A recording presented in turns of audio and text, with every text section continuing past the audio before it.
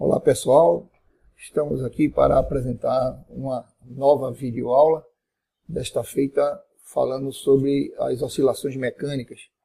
A aula esta produzida pelos professores Fernando Araújo, este que vos fala, e professor João Francisco Freitas. Apresentaremos aqui uma videoaula só a parte 1 dos fundamentos de oscilações mecânicas. Posteriormente, apresentaremos aplicações, como por exemplo o movimento harmônico amortecido. Os objetivos, que como de praxe nós apresentamos no início das nossas videoaulas, vão obviamente fazer uma abordagem histórica inicial sobre o estudo das oscilações mecânicas e a sua importância, tanto do ponto de vista científico como tecnológico. Em seguida, apresentaremos a teoria dos osciladores, passando pelo movimento circular uniforme, movimento harmônico simples e, por fim, o movimento harmônico amortecido, que fará parte da segunda etapa desta aula. Vamos fazer também a análise dinâmica dos osciladores mecânicos simples. No caso, o pêndulo gravitacional simples, sistema massa-mola, no regime de ausência de atritos. Esse sistema massa-mola será analisado tanto na direção horizontal como na direção vertical. Outro objetivo que faz parte desse trabalho é analisar o MHS e o MHS amortecido no contexto teórico da energia, no caso, a energia mecânica do oscilador. Fazendo parte desta primeira etapa da aula, o movimento harmônico simples, e deixando a aplicação para uma segunda parte da aula, como nós veremos adiante. Posteriormente falaremos sobre o movimento harmônico amortecido com esse detalhamento. Faremos também a verificação experimental, utilizando a modelagem teórica, por meio da videoanálise dos experimentos com os osciladores. Vamos apresentar um breve histórico sobre o pêndulo simples, como aplicação das oscilações. Galileu, segundo reza a história, foi o primeiro cientista a se interessar pelo estudo dos movimentos dos corpos suspensos. E, consequentemente, veio o problema dos pêndulos. O interesse de Galileu surgiu ao assistir uma missa na Catedral de Pisa. Durante a missa, ele se impressionou com o movimento, né, dos candelabros pendurados na igreja. Talvez já produzido pela a ventania que circulava dentro da igreja. Então, isso ocorreu na Catedral de Pisa, quando ele lecionava nesse período na Universidade da cidade de mesmo nome.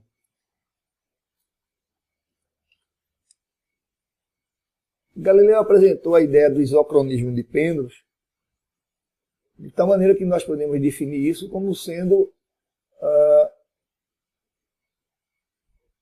a interdependência, né, entre a ampliação ou entre a amplitude do movimento e o comprimento do pêndulo oscilante.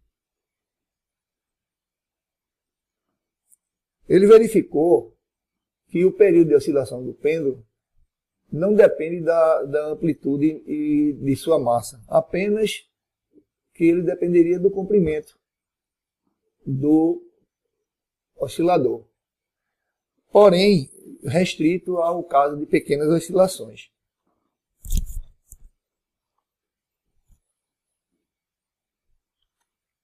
Observe a imagem que apresenta esta simulação sobre o movimento de pêndulos acoplados simultaneamente e sucessivamente.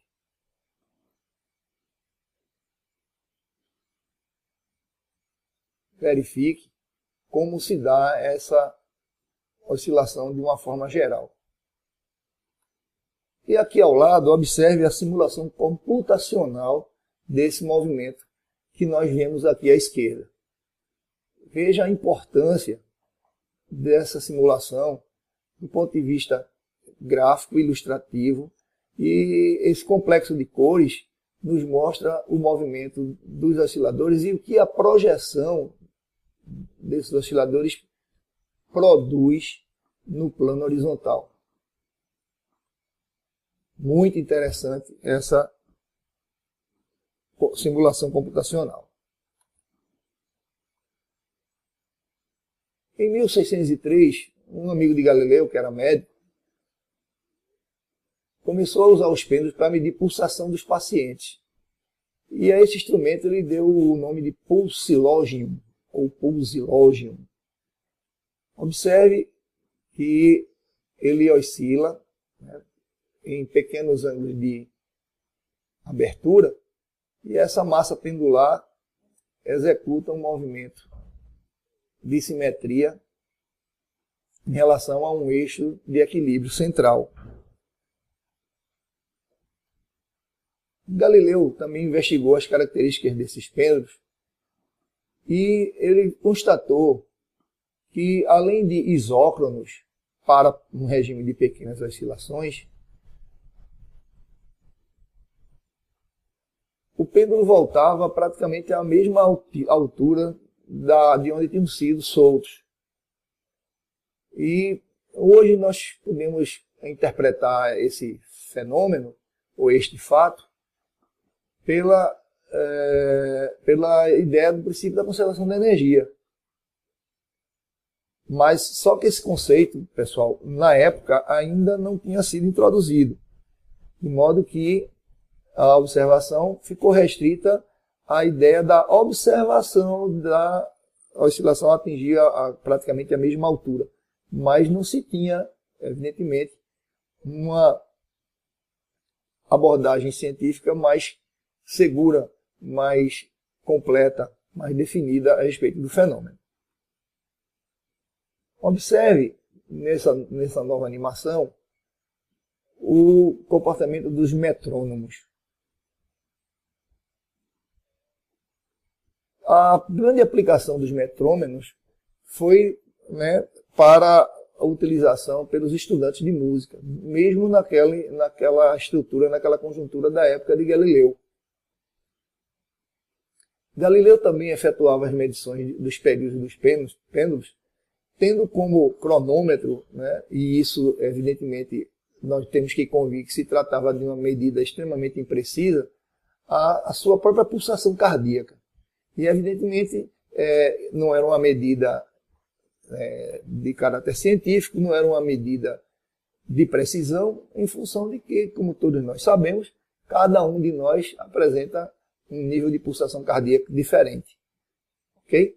Mas foi a forma que ele utilizou para fazer a cronometragem da medição dos períodos.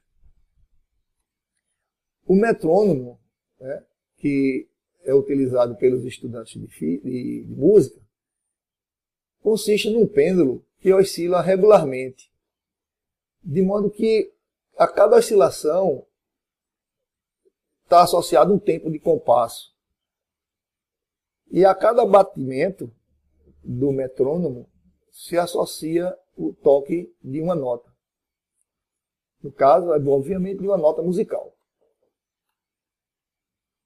Bom, já bem próximo de sua morte, em 1641, Galileu, praticamente cego, teve ainda uma ideia de adaptar o pêndulo a relógios, utilizando pesos e também molas. Ele tinha como assim, objetivo básico corrigir defeitos dos relógios convencionais. Com a ajuda do seu filho, chamado Vicenzio, ele construiu uma máquina que fosse capaz de verificar a existência de erros inesperados. Essa descoberta permitiu o surgimento de relógios mais precisos, digamos assim, bem mais precisos, já que o período do pêndulo só dependia do seu comprimento. E isso é uma variante fácil de ser controlada, né? Ao invés da sua amplitude, da forma como se acreditava anteriormente. Essa aplicação, né, desse princípio aparece de uma forma muito nítida tanto nos relógios antigos de pêndulo, quanto nos relógios que oscilam a partir de uma mola, ou que tem também um cristal de quartzo a oscilar. Isso é interessante de ser observado. Galileu também constatou que pêndulos mais leves cessavam sua oscilação mais rapidamente do que aqueles que tinham pesos maiores. E que o quadrado do período da oscilação era proporcional ao comprimento desse pêndulo.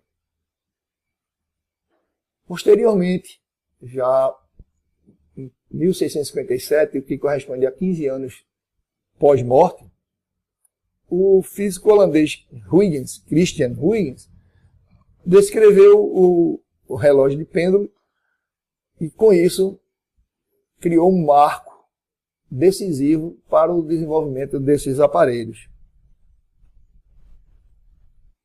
Mas o que é uma oscilação, afinal? Podemos definir uma oscilação como um processo muito comum na natureza. Podemos observar guitarras oscilando através das suas cordas, quando o músico a toca, a faz vibrar, né? O pêndulo do relógio também oscila. Um carro, quando passa por um buraco ou numa lombada na estrada, isso fica evidenciado pelo sistema de amortecedores. Prédios oscilam, pontes oscilam. Existe um caso muito famoso, né, em 1940, de uma ponte, né, na Califórnia, que oscilou tanto, ela entrou num processo conhecido como ressonância, e veio a desabar. Né? Essa ponte chamava-se Tacoma Bridge. E é uma das evidências, né, da importância do controle das oscilações e de que as obras de engenharia precisam ter bastante cuidado no momento dos cálculos das projeções e dos projetos estruturais para evitar esse tipo de catástrofe. Você pode encontrar, inclusive, uma descrição melhor disso no próprio YouTube. É importante que até se pesquise essa situação de observar a oscilação da ponte. Que fenômeno incrível se apresentou. Vale a pena. Observe a questão da oscilação das cordas de guitarra. Observe como talvez nunca antes você tenha podido observar o processo de oscilação quando a pessoa faz vibrar uma ou mais cordas, né, do eixo da guitarra, e a gente constata as diversas formas diferentes de oscilação dessas cordas. É muito interessante essa observação.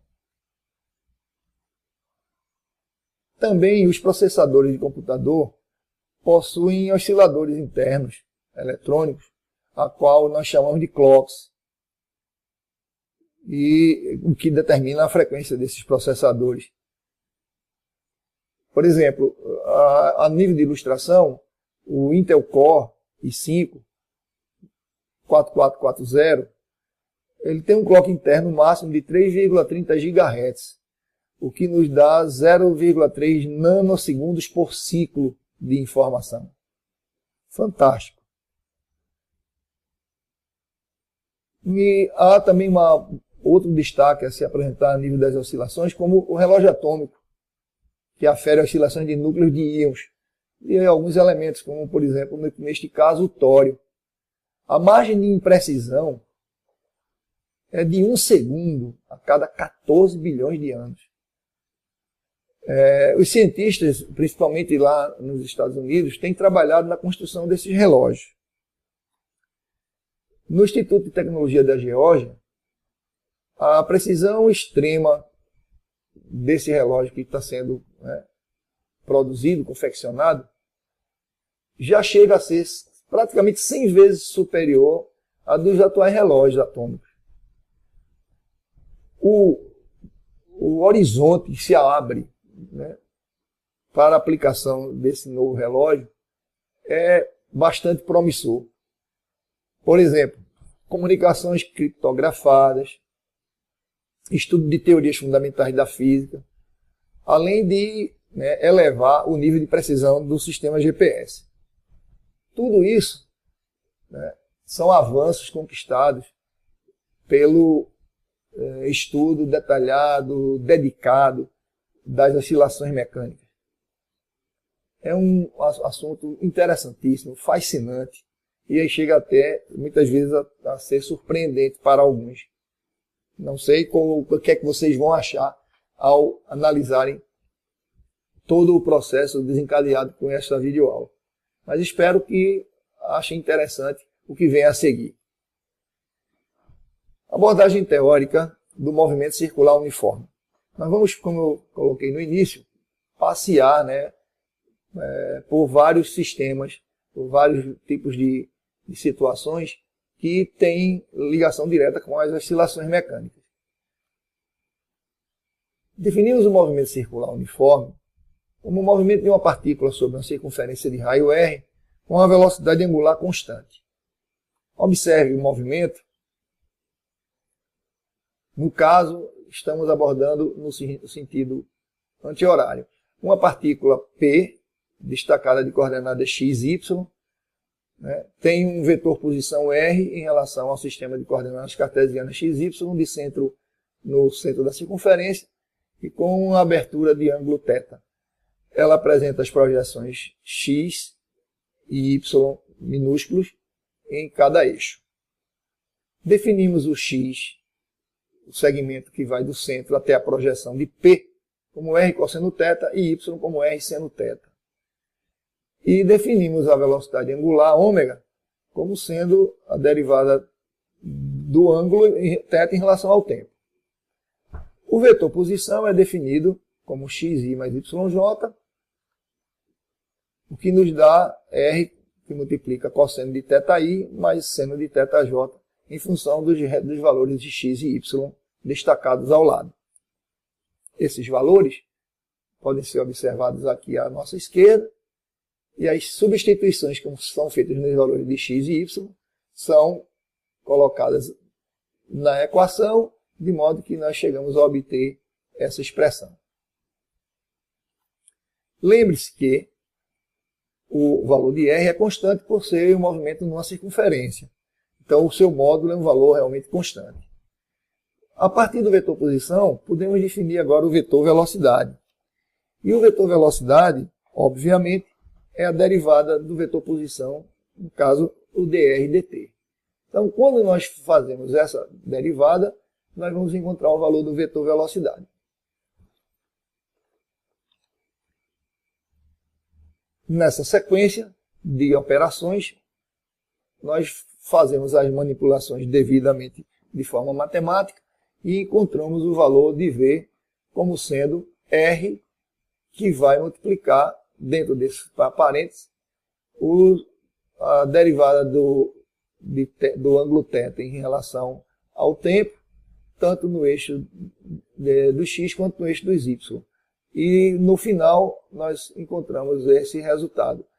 ômega-r, onde ômega é a velocidade angular, vezes menos seno de θi mais cosseno de θj.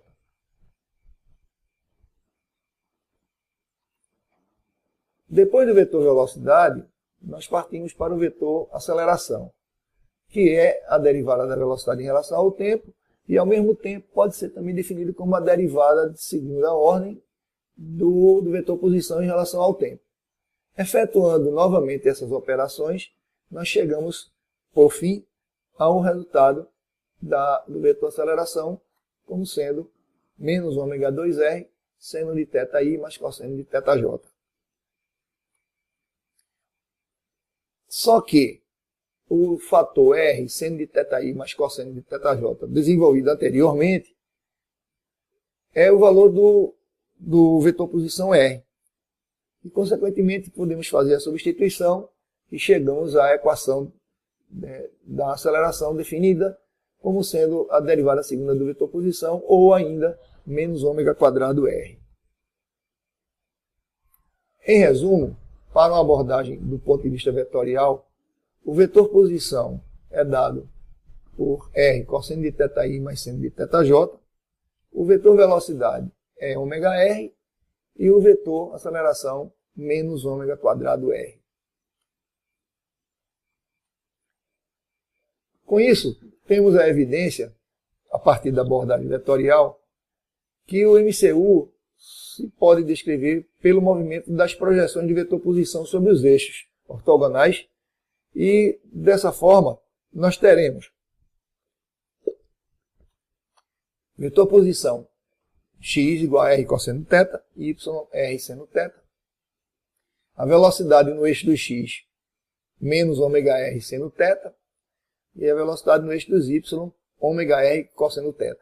Como nós admitimos o sentido do movimento na animação, de que o ponto P se desloca no sentido anti-horário, o vetor Vx, ele na partida apresenta o sentido contrário ao eixo do x, daí o sinal negativo à frente da equação.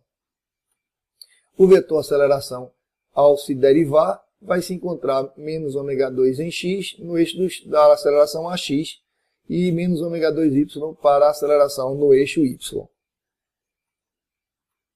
Portanto, tendo ômega como um valor constante, podemos calcular uma grandeza temporal associada a esta velocidade, a qual conhecemos como período do movimento.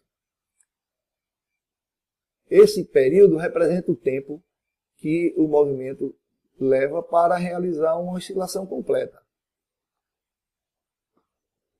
Portanto, como ômega é dθ dt, para uma oscilação θ completa, nós temos 360 graus, o que nos dá o equivalente a 2π radianos.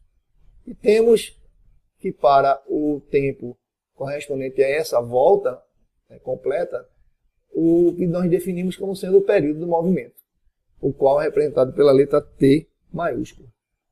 Tirando o valor desse período, nós encontramos 2π sobre ômega. Bom, como a frequência de oscilação do movimento F é o inverso do período, nós, obviamente, já que temos que o período é 2π sobre ômega, a frequência passa a ser ômega sobre 2π, que caracteriza o valor inverso. No sistema de unidades, como o período determina um tempo para que o movimento realize uma oscilação completa ou uma revolução completa, nós temos que as unidades para o período ele é medida em segundos, como a velocidade angular é medida dθ dt, o ângulo θ é medido em radianos e o tempo em segundos. E, portanto, temos que a frequência, sendo o inverso do período, é o inverso do segundo, do ponto de vista dimensional. 1 sobre o segundo significa segundo a menos 1. E o segundo a menos 1 é definido como sendo Hertz, que é representado por Hz. E essa unidade, obviamente, homenageia Wolfgang Hertz, um físico alemão que ficou conhecido pelo estudo e a descoberta do isolamento das ondas de rádio. Partindo agora para o movimento harmônico simples, ao qual nós abreviamos como MHS, nós vamos partir para a sua definição da mesma maneira que nós fizemos com o movimento circular uniforme. É um movimento de partículas ou também variações de campos que realizam oscilações com tanto a frequência como a amplitude constante. A amplitude de uma grandeza oscilante é o valor máximo absoluto dessa grandeza. Esse conceito é extremamente importante, decisivo e indispensável na análise desse movimento. Portanto, exemplificando a ideia do MHS, nós podemos associar a ele, logo de início, o que nós já trabalhamos agora, anteriormente. A partir do MCU, nós podemos, inclusive, nessa associação, nessa analogia, definir, a partir de um MHS, o que ocorre com o vetor posição no MCU. Ele pode ser visto como um MHS em que o vetor posição R passa a ser definido como a amplitude evidentemente em módulo, tendo como uma frequência angular a definição associada ao valor de ômega, ao qual, no movimento circular, nós utilizamos o termo mais frequentemente conhecido como velocidade angular. Essas projeções x e y do vetor R, que é o vetor posição, podem ser consideradas separadamente, com um MHS de amplitude R e frequência angular ômega, sempre associadas às duas projeções.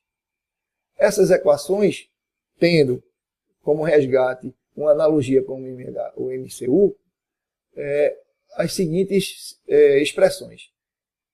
Partindo das equações que apresentavam a forma geral do MCU, x igual a R cosseno de θ, velocidade com uma derivada de x em relação ao tempo nesse eixo projecional, né, das coordenadas cartesianas, ao fazermos a derivada de dx em relação ao tempo, surge o menos R ômega seno de θ. A aceleração tem como equação geral, forma geral, a derivada segunda de x em relação ao tempo. E isso nos vai dar menos ômega quadrado x. Sendo o ômega constante, né? Vale sempre destacar que o ômega é constante. Para um ângulo θ no instante t0 igual a zero, definido como o valor φ, nós temos, portanto, que θ de t será ômega t mais φ. Evidentemente, na medida em que a gente deduz a equação horária do ângulo descrito. Reescrevendo as equações do MCU, poderemos passar a chamá-las de equações básicas para um MHS. Então, em x, nós teremos x0 cosseno de ômega t mais φ. Ao derivado, teremos a velocidade que será menos x0 ômega seno de ômega t mais φ. E a aceleração, derivando novamente a velocidade, ou simplesmente derivando a nível de segunda ordem a posição x no eixo, nós obtemos menos ômega quadrado x. E o x0 é exatamente o que nós definimos como amplitude de oscilação. A equação diferencial da aceleração, ela será, a partir de agora, tomada como uma maneira bastante lúcida, bastante clara, bastante eficiente, bastante eficaz para se reconhecer um MHS.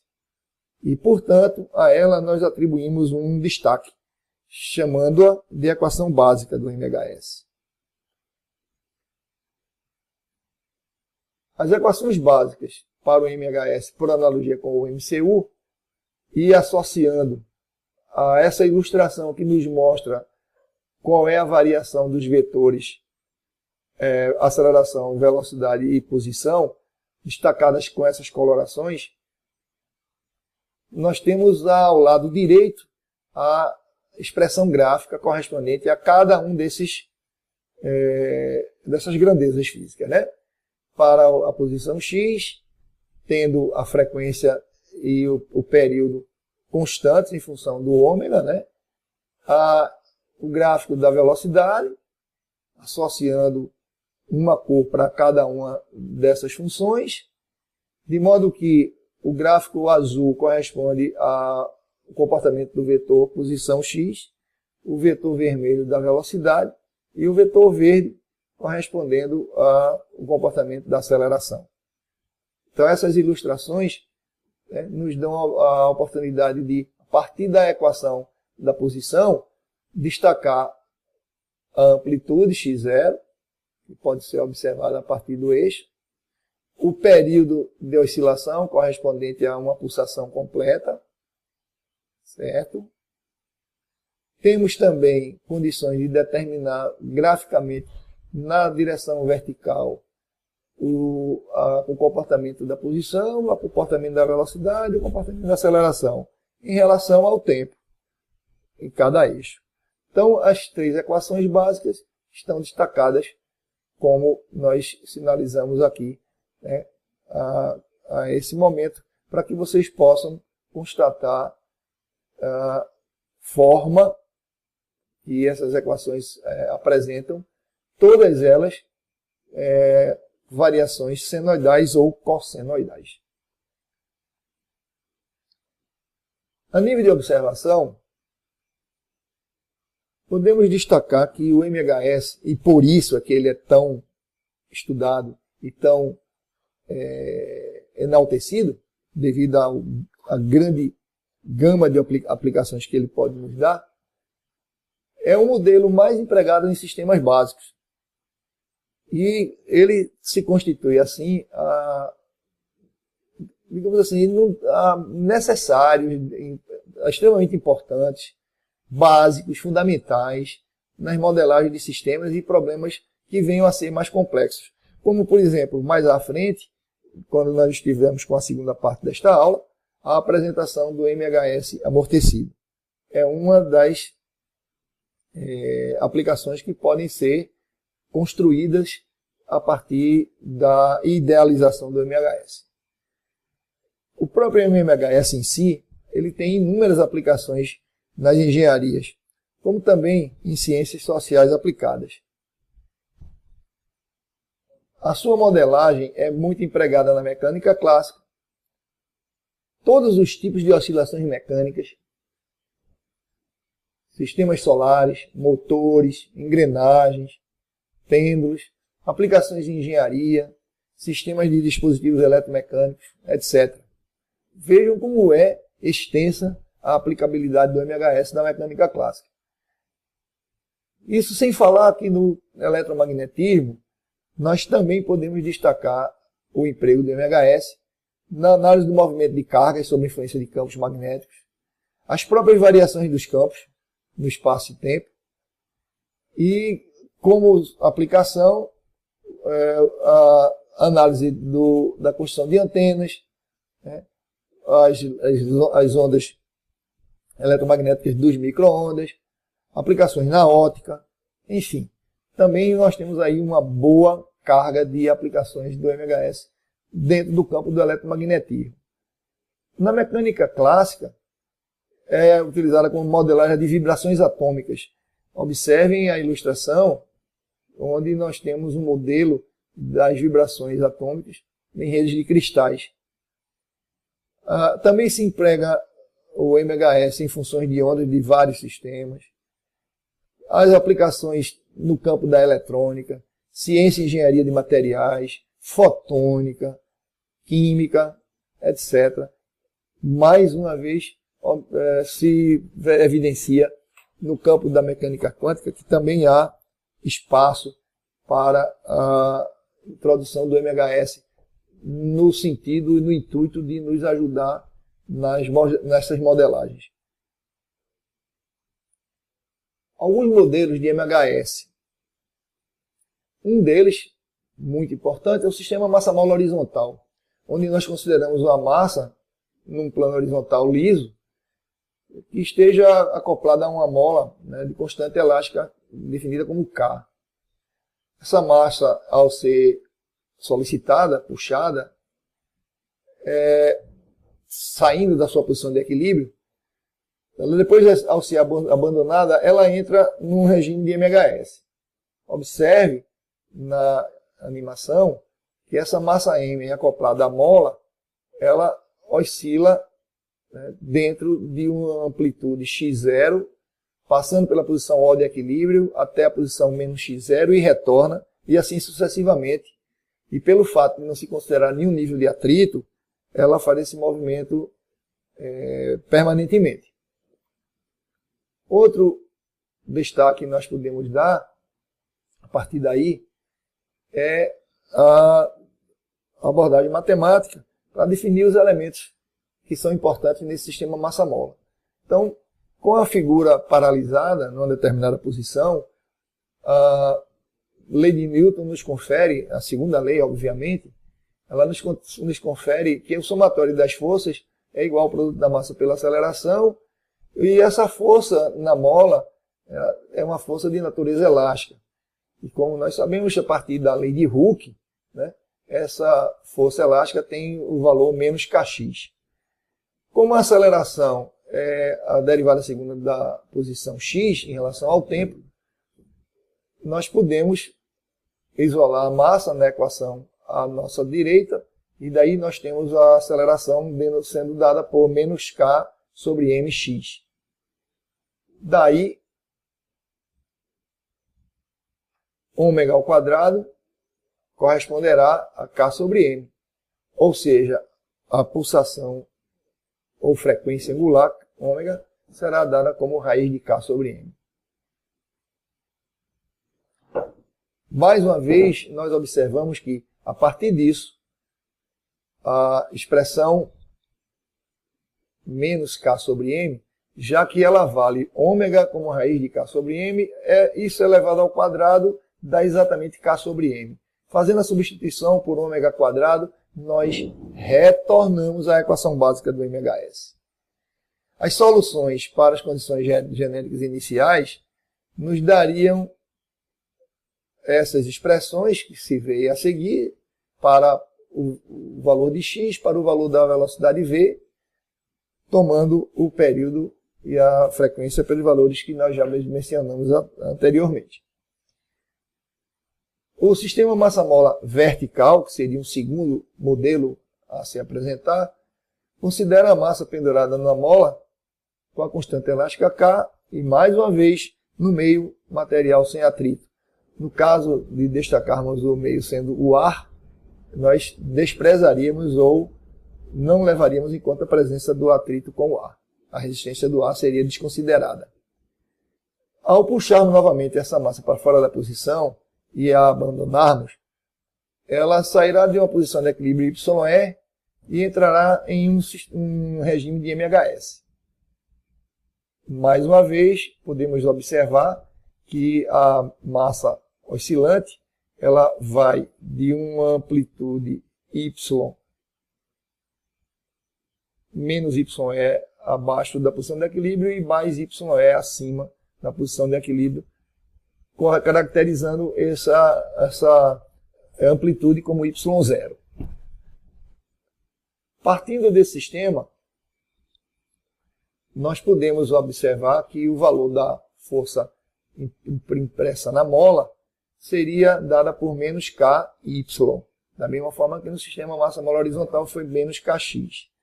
A força que provocou, né, a mola ser distendida na medida que a massa sai da posição de equilíbrio, obviamente é o peso. Então o mg se encarrega de solicitar, de provocar a puxada da massa para baixo e iniciar a oscilação.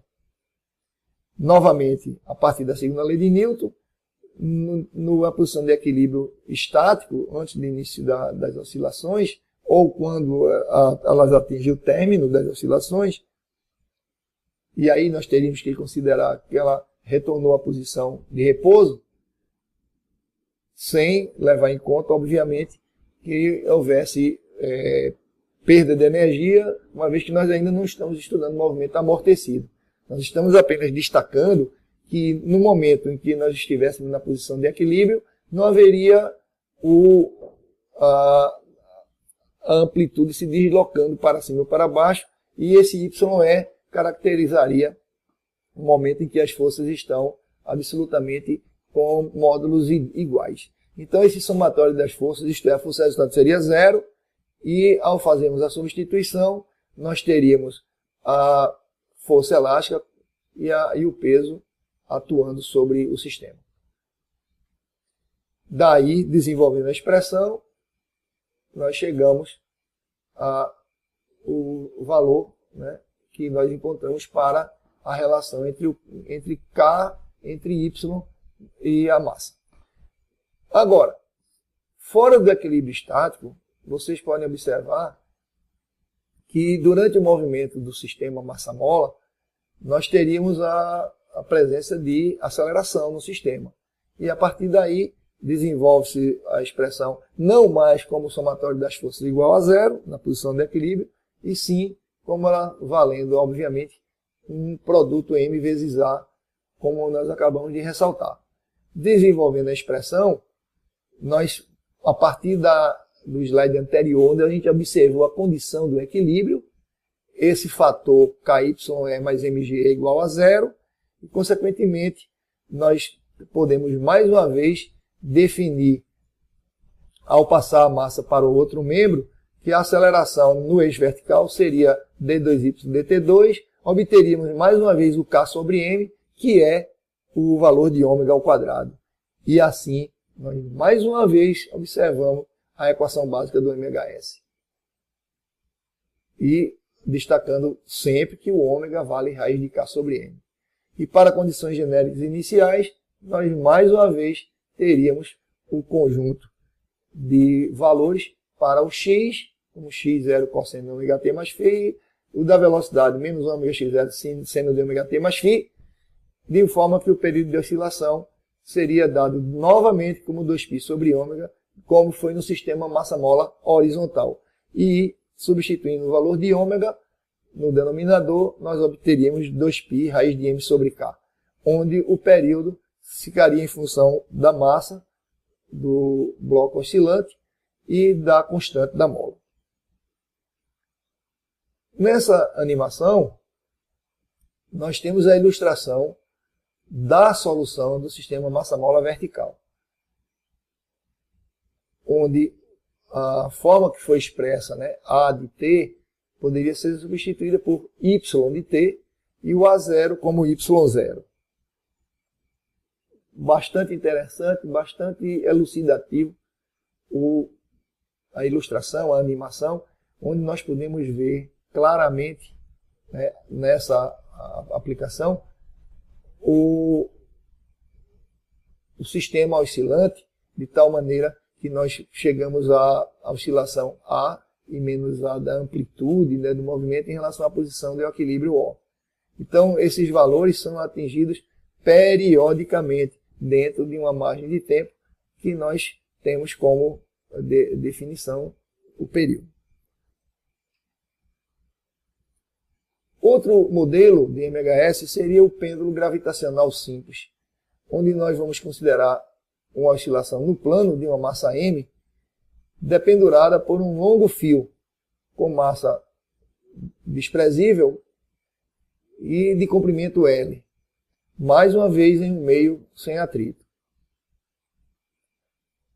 Para pequenos ângulos de oscilação que não cheguem a ultrapassar valores próximos de 20 graus, quanto menor for o ângulo de oscilação com a vertical, podemos nos aproximar mais perfeitamente de um MHS, ou, digamos assim, mais acuradamente do MHS. Não que exista um movimento de forma perfeita, uma vez que nós fazemos considerações e algumas limitações, como essa que nós acabamos de citar. Para pequenos ângulos de inclinação, com a vertical, nós podemos considerar que o movimento se comporta como um MHS realmente.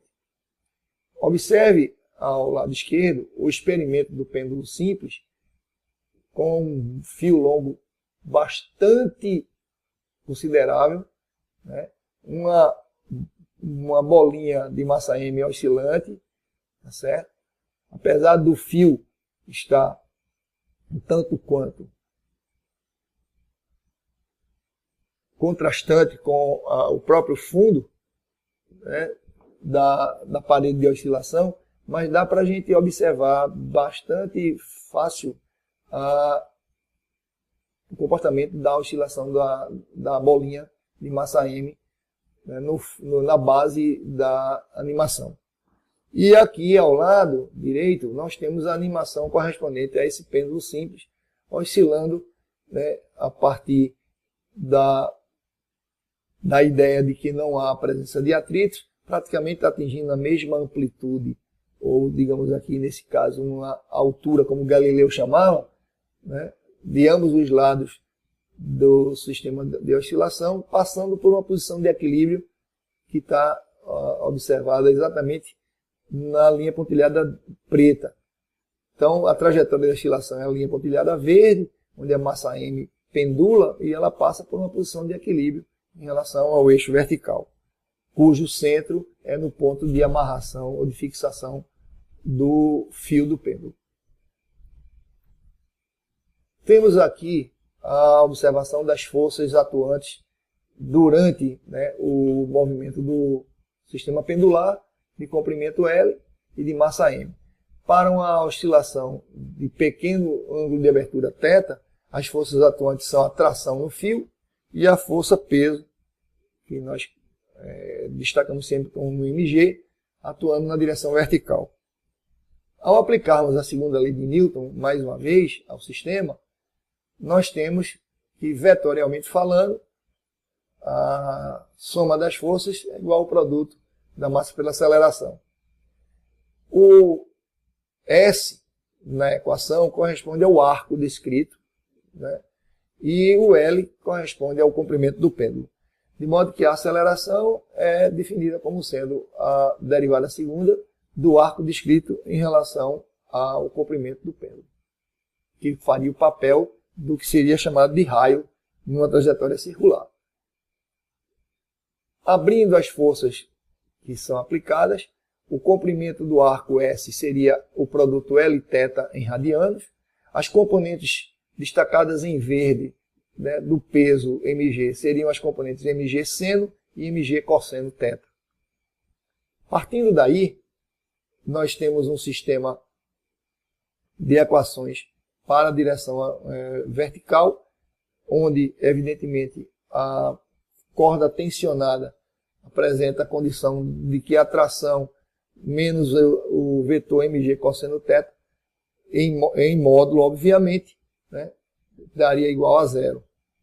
E a força impulsora na direção do arco seria dada pela resultante mg seno θ, correspondendo a massa vezes a aceleração, com, neste caso, o arco em relação ao tempo, a derivada segunda do arco em relação ao tempo. Daí as equações são desenvolvidas e nós encontramos para a expressão geral que a derivada segunda do ângulo em relação ao tempo vale menos g sobre L seno de θ, que não é uma relação linear. E é uma relação um pouco mais complexa para ser abordada. Como nós temos a condição prévia de termos um ângulo, uma abertura de inclinação pequena, poderemos considerar nesse caso que L seja muito maior do que S, comparando o comprimento do oscilador, do pêndulo oscilante, com o arco que é descrito para pequenas aberturas. E daí, fazendo a análise geométrica das grandezas envolvidas, nós podemos considerar um triângulo com ângulo de abertura θ, a hipotenusa sendo a raiz quadrada de L2 mais A2, onde nós vamos considerar que o valor A2 seja a aproximação do arco S Lθ. A partir daí se tira o valor do seno, e tendo que, por definição, para valores de θ muito pequenos, S sobre L seja igual a θ, né, isso dará um valor muito menor do que 1, e, consequentemente, nós poderemos considerar que o valor de A se aproxime do valor de S. E como A é muito pequeno, que também se possa fazer a aproximação de que L quadrado com A quadrado seja aproximadamente L quadrado. Fazendo essas substituições, nós podemos ter que o seno de θ seja aproximadamente dado por S sobre L, e que esse S sobre L seja θ em radianos. Destacando mais uma vez que para pequenas oscilações, assim, a expressão d2θ dt2 igual a menos gl seno θ tem uma abreviação, na realidade uma simplificação, uma aproximação, onde o seno de θ passa a ser θ radianos. E a partir daí, com essa abordagem, nós chegamos à equação básica novamente do MHS. Então, com isto, nós conseguimos deduzir que o termo G sobre L corresponde a ômega ao quadrado. E, consequentemente, ômega é a raiz quadrada de G sobre L. Como o ômega, na expressão genérica, é 2π sobre T, nós podemos determinar o período de oscilação do pêndulo simples. E aí, considerando condições iniciais genéricas, o θ no instante t igual a tt0, nós teríamos um ângulo θ0. Então, a derivada do ângulo θ seria dθ dt, mas no instante t igual a 0, isso vai dar 0. Consequentemente, o ângulo θ genericamente será dado por θ0 cosseno de ômega-t mais φ, onde θ0 fará o papel da amplitude de oscilação. Fazendo a derivada de θ, nós encontramos menos ômega-θ seno de ômega-t mais φ, e assim fica determinado todo o sistema do pêndulo simples do ponto de vista da velocidade e da amplitude de oscilação. Nós vamos partir agora para a determinação experimental da aceleração da gravidade via MHS e, naturalmente, utilizando a abordagem do pêndulo simples. Veremos que é muito interessante a obtenção dessa aceleração. Montando um aparato experimental, nós colocamos o pêndulo composto por uma esfera de vidro e um cordão de massa desprezível com cerca de 113,1 centímetros e com uma tolerância, uma incerteza de 0,1 centímetros. Presa no suporte rígido, né, acoplado à parede, podemos observar o destaque ao lado esquerdo da animação, onde o ponto de fixação na parede está aqui em cima e o comprimento do fio é bastante longo comparado com o arco que ele descreve e comparado, obviamente, à observação que nós fizemos sobre a questão da limitação do ângulo para oscilações pequenas, como estamos observando. Utilizamos a câmera filmadora Full HD de 1080 pixels de 30 frames por segundo, um tripé estabilizador de filmagem, acompanhado de um kit de bastão selfie. Utilizamos o aplicativo do Software Tracker versão 4.94 de agosto de 2016, para que com ele nós pudéssemos fazer as medidas de deslocamento do ângulo em relação ao tempo. Isso corresponde ao rastreamento feito do pêndulo. Fazer os ajustes de curvas não lineares, o que é uma determinação importantíssima. Esse método nos auxilia decisivamente na determinação das grandezas físicas de nosso interesse.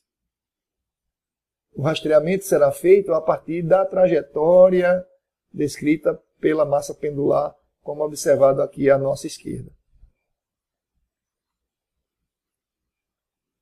A determinação do deslocamento, ele passa primeiro pelo destaque que deve ser dado ao que nós utilizamos no tracker como os fotogramas. Os fotogramas ou frames ou quadros, eles se definem como sendo cada imagem impressa quimicamente numa fita de um celuloide de um filme.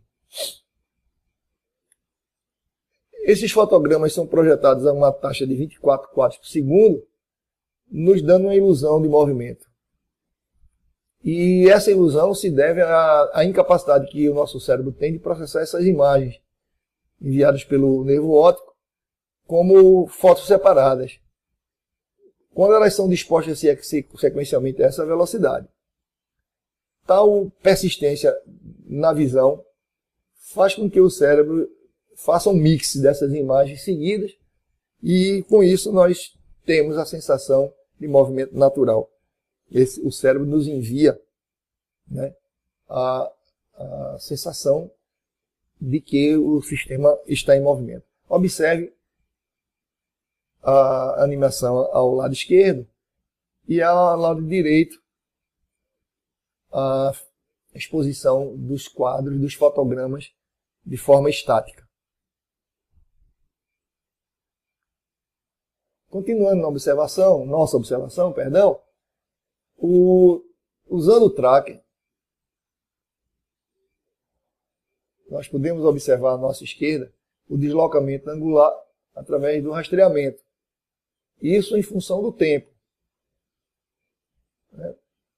Então, esse aplicativo apresenta uma ferramenta que é o transferidor do tracker, e a partir dele nós podemos usar os dados do rastreamento para montar o gráfico. Então esse gráfico nos entrega como é o comportamento do ângulo θ do experimento em relação ao tempo.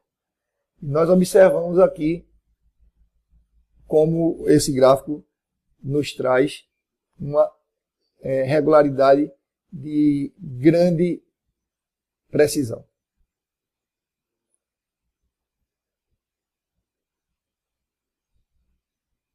O MHS tem o seu movimento determinado por uma função harmônica, seja ela seno ou cosseno. Então vamos procurar, por exemplo, a função cosseno que se adeque melhor aos nossos experimentos. E assim nós faremos. O θ experimental será dado por uma amplitude a zero, cosseno de ômega-t mais φ, sendo ômega substituído pelo coeficiente A1, φ pelo coeficiente A2 e a amplitude, como eu já disse, pelo coeficiente A0. Esses coeficientes podem ser encontrados utilizando um algoritmo de ajuste de curvas não lineares, que é consistente com o método dos mínimos quadrados. Esse método é aplicado aos nossos dados e nós podemos fazer isso através de diversos aplicativos. Temos o Tracker, como já foi citado, como o nosso aplicativo em uso. Apesar de que outros, como o MATLAB, o Grace, o Origin, o Matemática, o Maple, também possam ser utilizados. Bom, a partir daí, então, com o ajuste de curvas não lineares, com o uso do método dos mínimos quadrados, nós temos aqui o ajustamento feito com a utilização do aplicativo. Então, os pontos em destaque de vermelho correspondem ao rastreamento do teto experimental. E daí os valores encontrados para o A0 em radianos, para o ômega, que é o A1 em radianos por segundo, e para a fase φ, ou A2, também em radianos. O gráfico apresenta uma sequência extremamente regular, até um tempo de aproximadamente 25 segundos de observação durante a oscilação da massa pendular.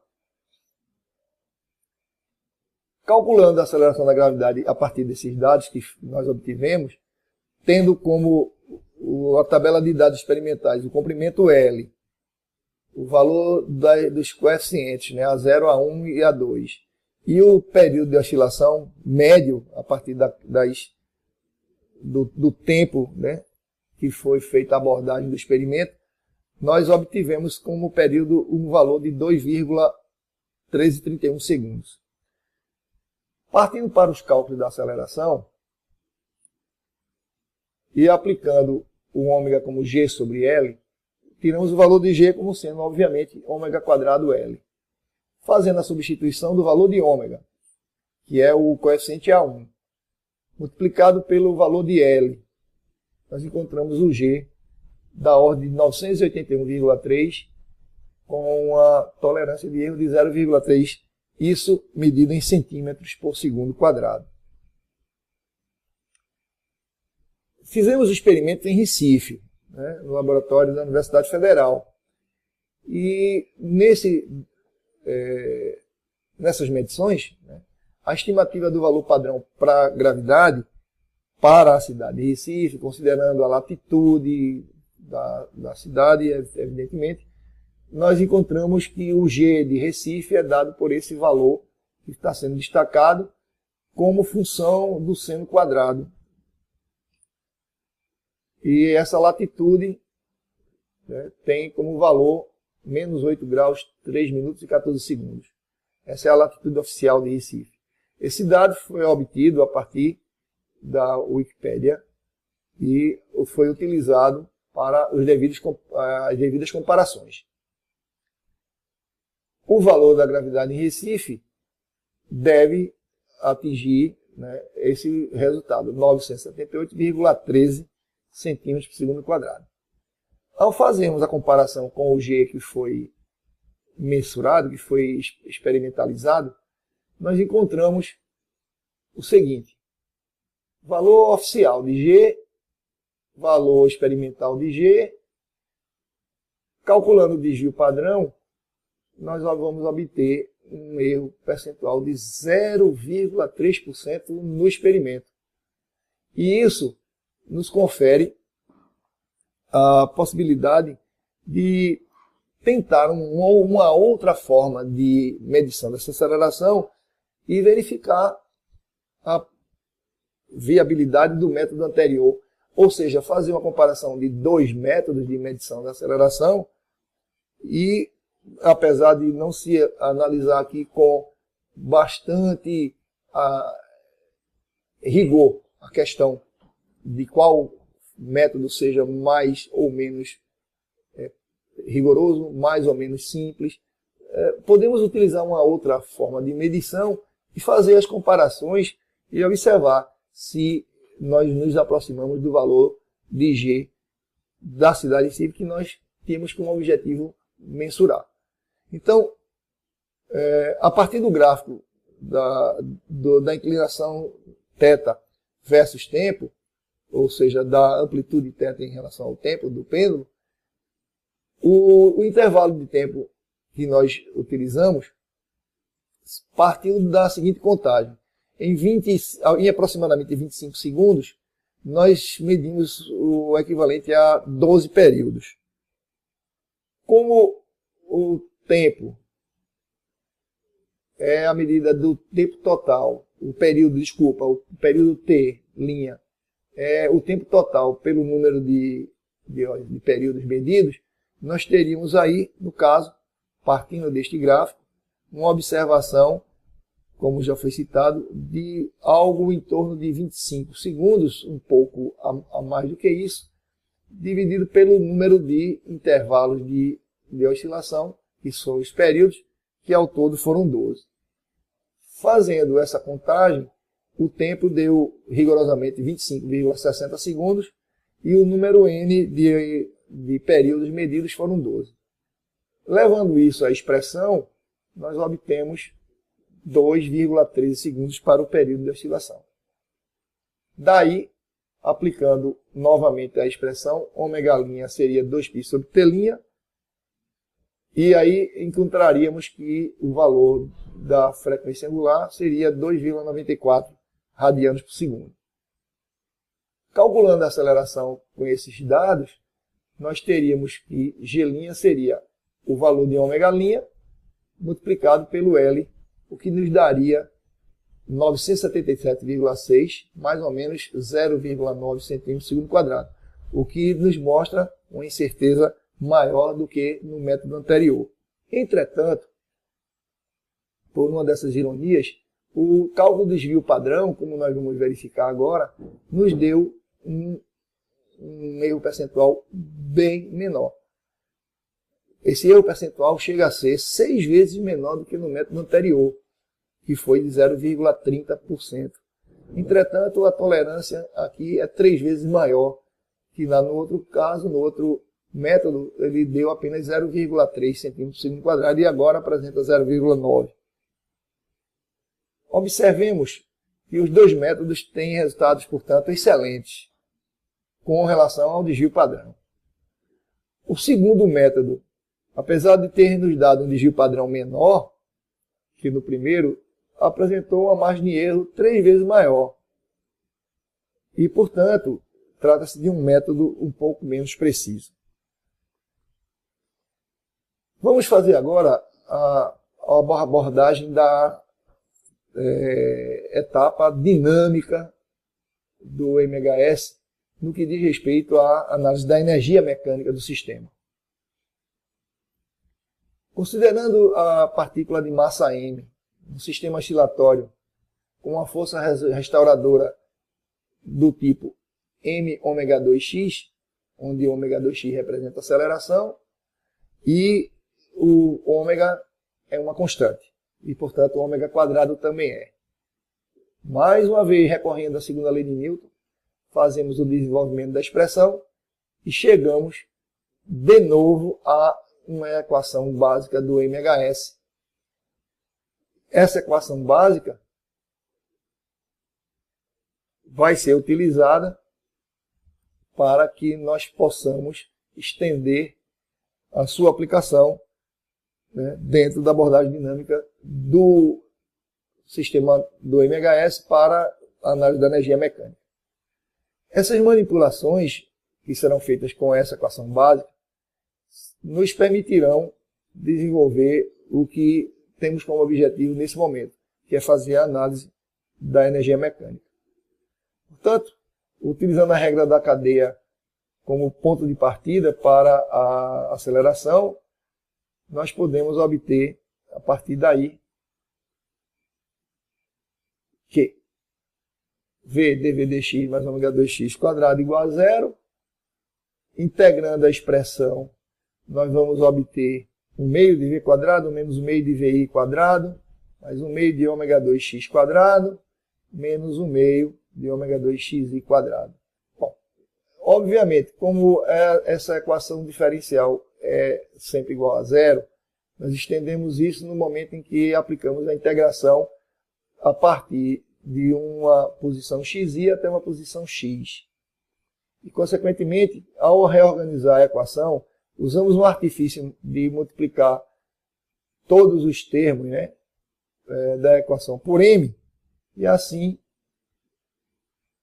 nós obtemos 1 meio de mv quadrado mais 1 meio de m ômega 2x quadrado igual a 1 meio de mvi quadrado mais 1 meio de ômega 2xi quadrado. Dessa equação, reconhecemos, portanto, a energia cinética K como 1 meio de mv quadrado, seria a energia cinética do ponto móvel, seria a energia cinética da partícula. 1 meio de m ômega 2x2 seria a energia potencial do sistema, no caso, correspondente à energia potencial da partícula. Como a energia mecânica é a somatória da parcela cinética e da parcela potencial, e sabendo que no sistema conservativo essa soma é sempre constante, a soma dessas parcelas será chamada de energia mecânica total do sistema. Assim, devido a termos a conservação da energia no sistema oscilatório, é possível dizer que a força restauradora resultante que atua no sistema é conservativa. Relembrando as equações gerais, né, da posição x da velocidade v no MHS, e mais uma vez, por um artifício matemático, elevando isso ao quadrado, e fazendo as devidas substituições na expressão da energia cinética, na expressão da energia potencial e no somatório das energias, ao desenvolvermos essa expressão, podemos colocar em evidência a parte da função seno e da função cosseno, e ao fazer isso, nós observamos mais uma vez que aquela identidade trigonométrica de seno quadrado mais cosseno quadrado é igual a 1, e com isso obtemos a energia mecânica total do sistema, em função da amplitude de oscilação. Dos gráficos das energias mecânica total, cinética e potencial para um determinado período t, podemos observar o comportamento das energias cinética e potencial e vice-versa, uma em função da outra. Ou seja, com a energia cinética se transformando em potencial e a potencial se transformando em cinética. E mais importante do que isso é a verificação de que há a conservação da energia mecânica do sistema.